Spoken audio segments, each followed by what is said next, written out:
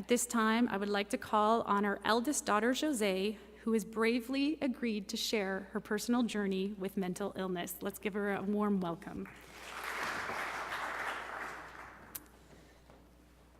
Good morning. My name is Jose. I'm a student, a friend, a sister, a daughter, a writer, a figure skater, a rock climber, a photographer, and I have bipolar. I really like the snow because when you look at the snow and the sunlight glares at it in different spots, it kind of looks like it's winking at you. It's like it's on your side almost. Oh, I got a really good photo. I also have a sister. She's 2 years younger than me, and we are quite close.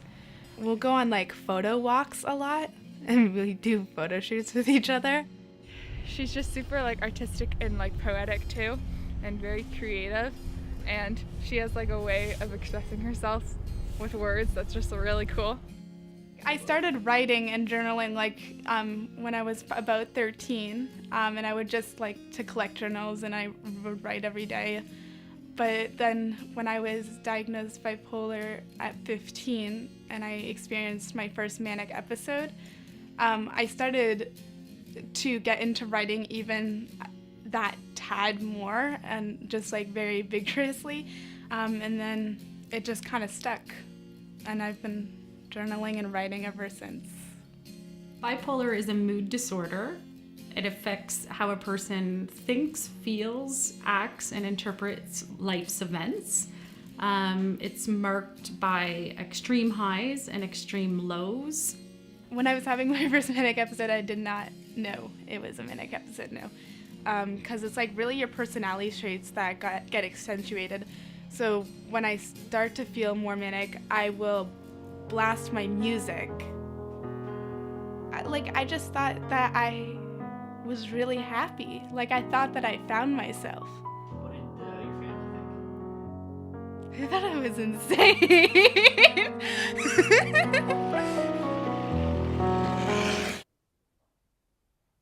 It was terrifying.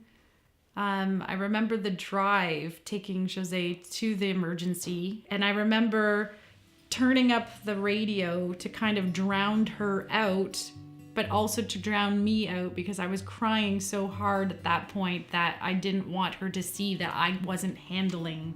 And then they strapped me onto a stretcher and put me in an ambulance and drove me to the hospital called Cape, which is a mental health hospital for children. And so I was pretty incoherent the entire night and pretty much seeing things and thinking Selena Gomez was coming to see me. So I could visualize her getting out of the concert and driving towards the hospital because she just thought, I have a fan in need. And yeah, I just literally thought that she was coming to see me.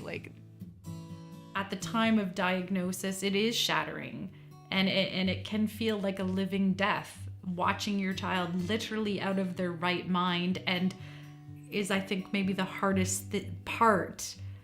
And each time, you never really want to admit to yourself that you need to go to the hospital. You're always in denial, and it's not a nice place to be.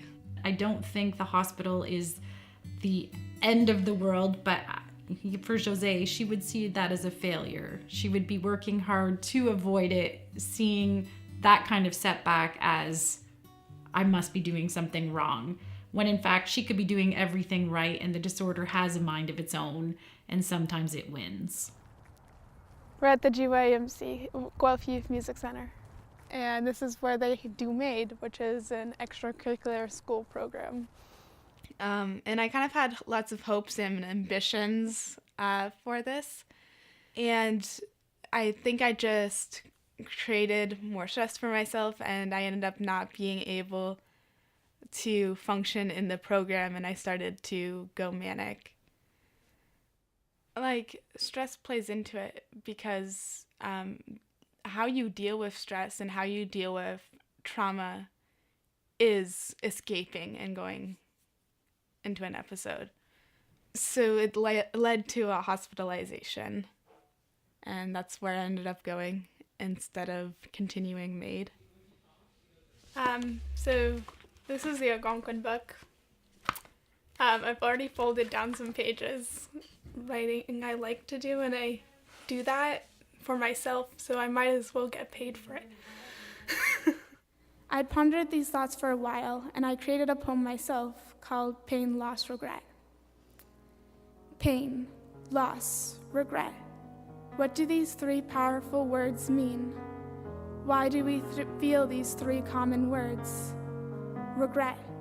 Regret a situation, regret of action, regret of words, regret. Loss. Loss of yourself, loss of who you were, loss of someone, loss. Pain. Pain from past, pain from loss, pain from burdens, pain. The statistics around suicide and bipolar do scare me, because it is a very common thought for people with bipolar, and it usually I've had a couple suicide attempts, and suicide idealization has been a huge thing, especially when you're experiencing depression. Sometimes you just think that there's just no other way out, and you can't stop thinking about it. It becomes like an obsession. If you keep it to yourself, it'll be something that just grows. But if you tell at least one person, then at least, like, I've had friends that had found out, and they would tell their mom, and that was like good enough, like, because their mom would tell my mom, and then they would take me to the hospital. And then when I logged on, it said I was accepted into professional creative writing program, and so I got like really excited, and I went and like woke up my mom and told her I made it into college. I am a little nervous that there won't be someone constant to check on me. You know, when everyone else is investigating what will the food be like, what will the library be like, what will my dorm and my roommates be like, I would hope that her priority is what supports are there, who can I go to. When you have to be hospitalized or when you're in an episode, you can't really, go to school. You can take in a lot, but it's like not really at the capacity as everyone else.